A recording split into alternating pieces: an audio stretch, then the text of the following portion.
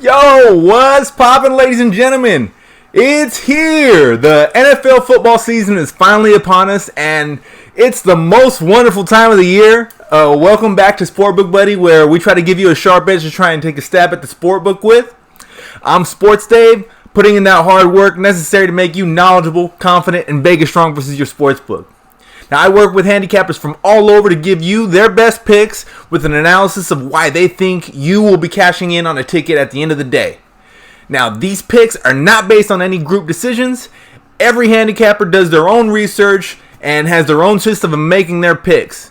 So be sure to follow the guys that you agree with the most.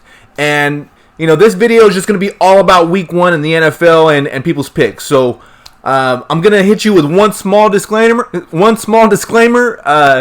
It's week one, guys. Every year in the NFL, the season starts and people seem to get this idea that this season is going to be a sequel to last season and whatever happened last year is going to be relevant to this year. That is simply not the case. In fact, it's almost never the case. Every year, there are always a couple of teams that surprise everybody by either overachieving or underachieving. The slate is clean, and this is a brand new season, which is what makes it so exciting. So if you have anyone saying that they have a guaranteed lock on a game and you actually believe it, just please, whatever you do, just go out and apply for a loan at a bank or something, because whoever's selling you a guaranteed lock in the first week of the NFL is probably also going to sell you a bridge sometime soon as well. So with that being said, the games I'm going to be covering today are, they come with a healthy amount of research from the cappers that pick them, and they all have their own style, their own method of doing what they do. I will be letting you know how you can follow these guys for future picks as well. And I also would recommend contacting them today so that if, you want to find out any more of the games that they like, some of these guys have 3 or 4 picks that they might want to lay on you. So anyways, let's just dive right in. So one of the early games going down is going to be between the Rams and the Panthers. Now, I have 2 separate picks on this game from separate handicappers. One guy's taking a first half play, and the other one's playing a whole game play on this. Now, the first half play comes from Ricardo Pimentel, who's going to roll with the Panthers in the first half on the money line, getting that line at plus 105. He likes the Panthers because Rams coach Sean McVay rested pretty much all of his starters during the preseason, and he expects there to be some rust coming out of the first half. Pointing out that the Rams did the same thing last year and started off slowly against the Raiders, who they eventually beat in that game, but nonetheless, it probably contributed to that slow start. And if the Panthers defense can get to Goff, they should be in good position for Ricardo's bet to hit, just because Jared Goff is one of the worst QBs against pressure. So now, if you're not a fan of first half plays, you can always bet with the whole game and follow my buddy Jesse Wansbro. He actually likes the Rams to pull this game out and cover that spread. Now, Jesse thinks that the Rams offense will be prepared to fire on all cylinders after being shut down by the Patriots in the Super Bowl last year. Plus, Cam Newton is coming off of a pretty bad shoulder injury, and he may not be 100% going into this game. Now, Jesse sees the Rams having too much firepower for the Panthers on both sides of the ball. They also had a few key additions to their defense, like Clay Matthews and Eric Weddle. And Jesse's going to lay the points with the Rams today at minus 1.5. And if you'd like to follow more of Jesse's plays, I would recommend that you find him on Facebook. He has his own page, and it's titled Wansbro Investing.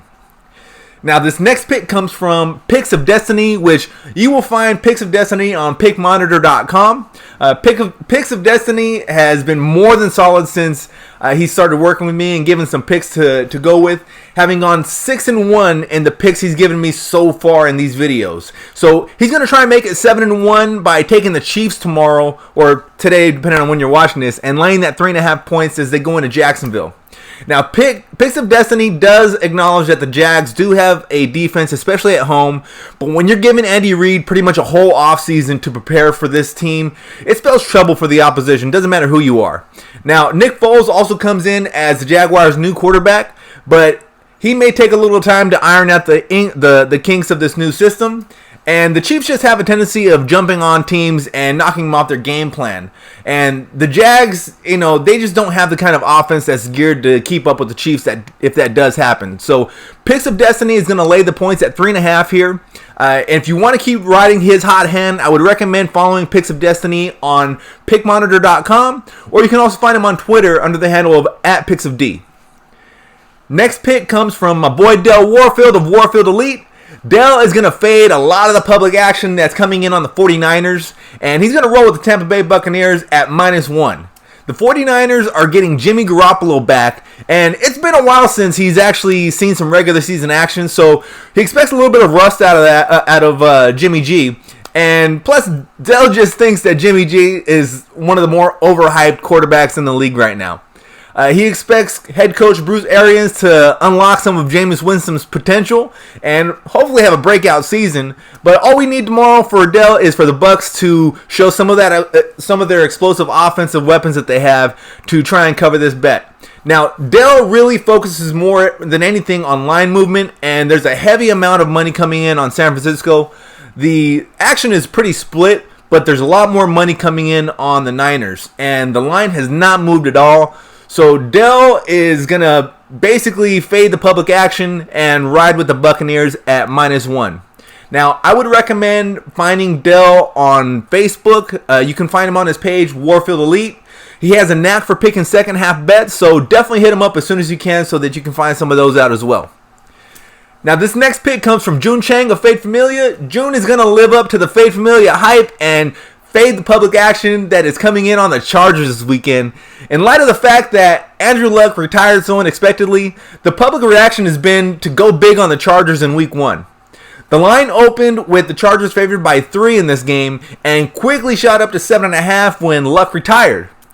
Odds makers may have overcompensated for that surprising news, which is evident by the line moving from 7.5 to 6.5 despite a healthy amount of the action being bet on the Chargers. Look, the Chargers do look to have the better team here, but it doesn't take away from the fact that the Colts are a solid team as well that went to the playoffs last year. And it wasn't all because of luck. They have a solid defense, a decent running back, and Jacoby Brissett isn't a slouch. You know, he's an above average backup QB that's going to get his shot at proving himself on the number 1 QB level. So June is going to take the points at 6.5 here and roll with the Colts. And if you'd like to follow more of June's picks, you can find him on Facebook under the page of Fade Familia.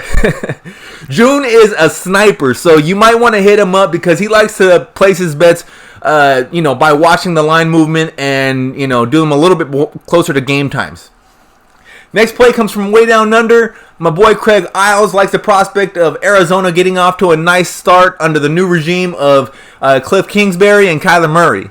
The Cardinals will be getting 2.5 points in this game, and from a historical trend standpoint, the home team is 12-1 against the spread in these matchups, and Detroit is 1-7 against the spread in Arizona.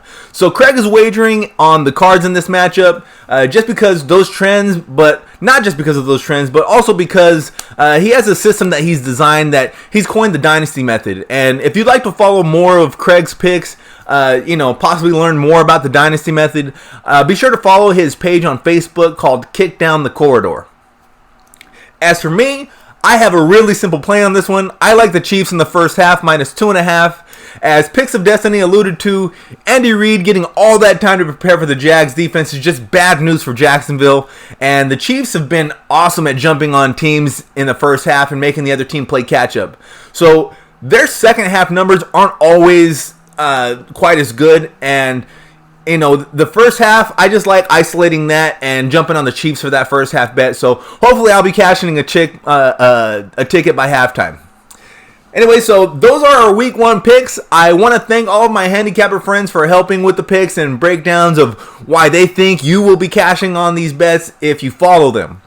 I also would like to thank all of the people out there watching. Thank you for your continued support, and I ask that you please share my videos on Facebook and subscribe to my YouTube channel as well. Also, if you are interested in participating as a handicapper, please be sure to sign up for a free account on pickmonitor.com and send me a message either there or on Facebook Messenger just to let me know that you're interested in doing this as well. So that's all I got for today, guys. I will be back again very soon. Please stay tuned and good luck.